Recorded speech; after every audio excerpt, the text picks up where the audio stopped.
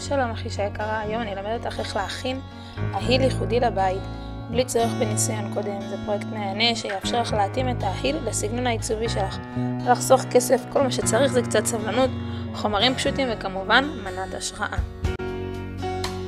החומרים המומלצים הם חומרים טבעיים כמו כותנה או פשטן.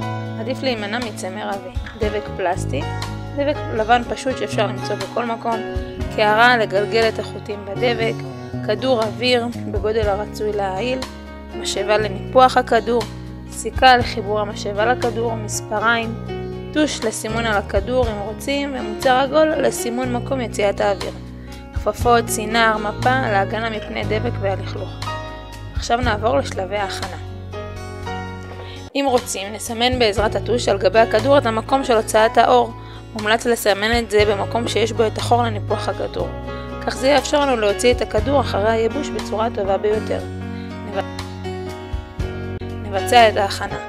נטבול את החוט בדבק שנמצא בתוך הקערה, לליפוף סביב כדור עגול, תוך שמירה על צפיפות החוטים כדי שהאהיל יתפס בצורה טובה. התחלת הליפוף של הכדור תוך שמירה על הידוק טוב של הכדור. נלפף את כל הכדור במקום הרצוי.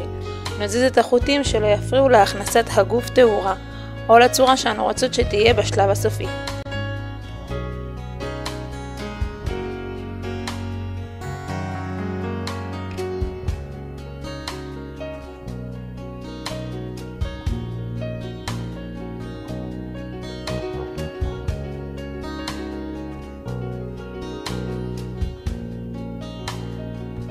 אחרי שסיימנו ללפף בכמות הרצויה, נצמיד את קצה החוט לחוטים שכבר מלופפים.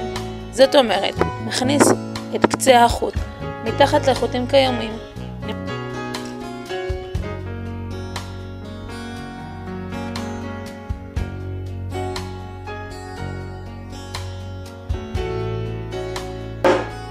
עכשיו אפשר להניח את הכדור במקום יבש ומאוברר היטב, לייבוש מלא.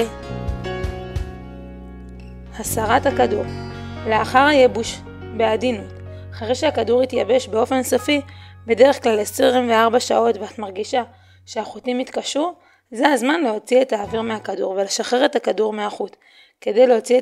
כדאי להוציא את האוויר לאט לאט ולא בפעם אחת, כדי לא לגרום לחוט להתעוות מהפיצוץ. האהיל שלנו מוכן, אפשר להוציא בזהירות שאריות דבק. התקנת האהיל. חיבור האהיל לבסיס הנורה. מה שאנחנו צריכים בכל התהליך הזה זה הרבה סבלנות. וניסוי וטעייה, אל תפחדי לנסות עם חומרים שונים וטכניקות שונות.